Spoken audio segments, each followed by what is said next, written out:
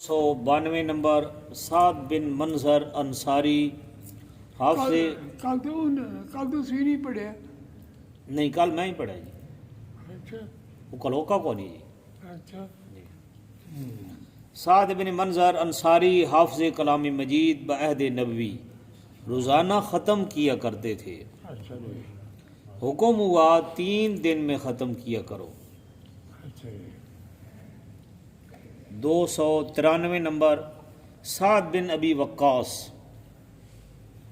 صحرائی بن ابی وقاص. جی ہاں بڑے مشہور صحابہ ہیں. اچھا جی. صحرائی شیر قدیم الاسلام مبشر بالجنہ واہ. 17 برس کی عمر میں اسلام سے مشرف ہوئے. اچھا. شمار میں 7ویں مسلمان ہیں. اچھا. مجیب الدعوات سپاہ سالار افواج اسلامیہ فاتح عراق و شام اور قادسیہ و جلولہ و مدائن. اچھا. بڑے بڑے مار کے حال کیتے ہیں. رحمت عالم صلی اللہ علیہ وسلم ماں بنو ہاشم مکہ کی شیب ابی طالب میں مسحور ہوئے تو سعد بھی ساتھ شریک ہو گئے. کہا کہ جب شہنشاہ عالم صلی اللہ علیہ وسلم تکلیف میں ہیں تو ہمیں آسائش سے کیا کام.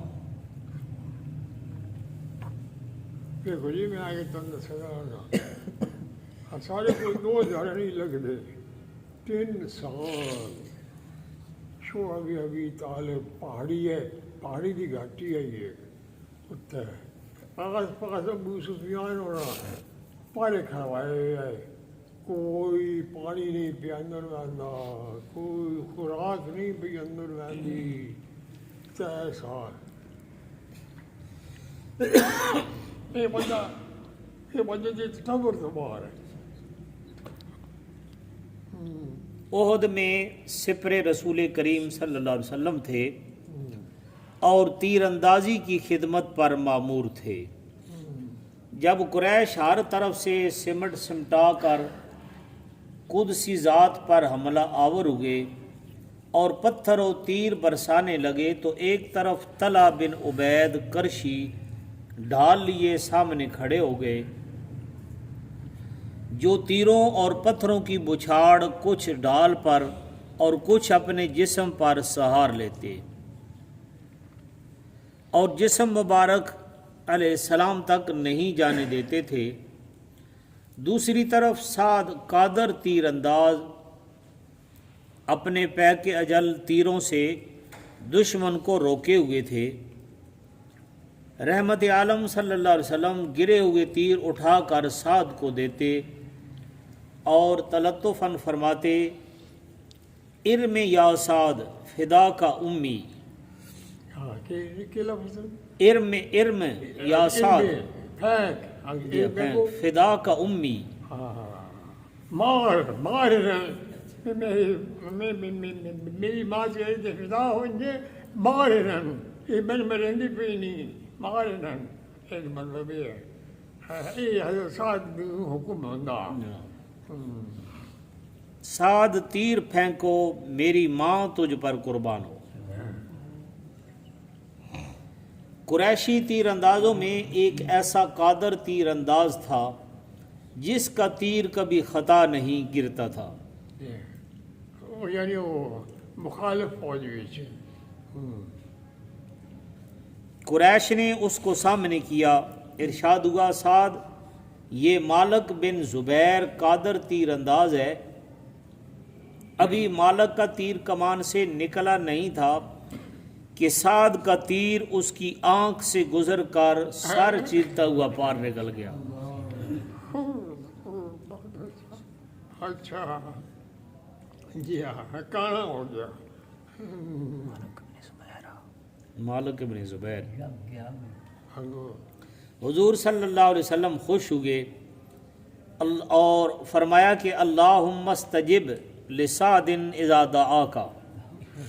اے اللہ سعد جب کوئی دعا مانگے اس کی دعا منظور کر. جیڑی بھی دعا مانگے یا اللہ تو ہی منظور کر چھوڑی کا. یہ دعا منظور ہوئی اور سعد مجیب الدعوات ہو گئے۔ جی دعا مانگتے ہیں منظور ہوتی ہے۔ عہد صدیق میں باغی قبائل عرب اور سرحد شام کی گرداوری پر معین ہوئے۔ عہد عمر میں ابو عبید ثقفی سپہ سالار افواج ہیرا کے شہادت کے بعد مثنیٰ افسر افواج اور سرحد و افواج ہیرا کی امداد میں بھیجے گئے، مگر ان کے پہنچنے سے پہلے ہی ہیرا فتح اور مثنیٰ فوت ہو چکے تھے۔ یہاں سے فتح مدائن پر مقرر ہوئے۔ قادسیہ میں افواج کسرا سے مقابلہ ہوا۔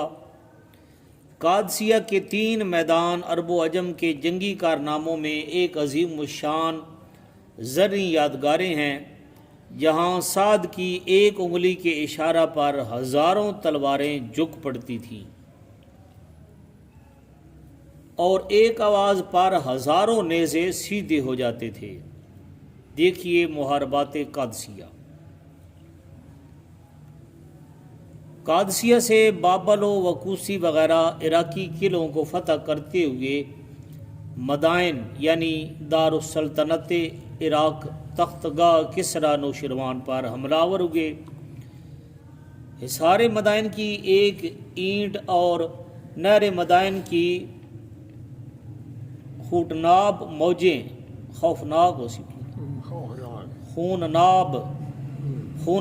موجیں سعد کی ایمانی صداقت اور جوہر شمشیر شجاعت کی مدح میں اب تک رطب اللسان ہیں۔ دیکھیے فتح مدائن۔ زمانہ فتن میں لب بند خانہ نشین تھے، آخر عمر میں نابینا ہو گئے تو مخلصین جمع ہوئے اور عرض کی حضور مجیب الدعوات ہیں، ہماری استدعا ہے کہ جناب اپنی بصارت کے لیے ہاتھ اٹھائیں۔ فرمایا قضاء اللہ احب الی من بصری، مجھے میری بینائی سے اللہ کی قضا بہت زیادہ محبوب ہے۔ اللہ کی تقدیر۔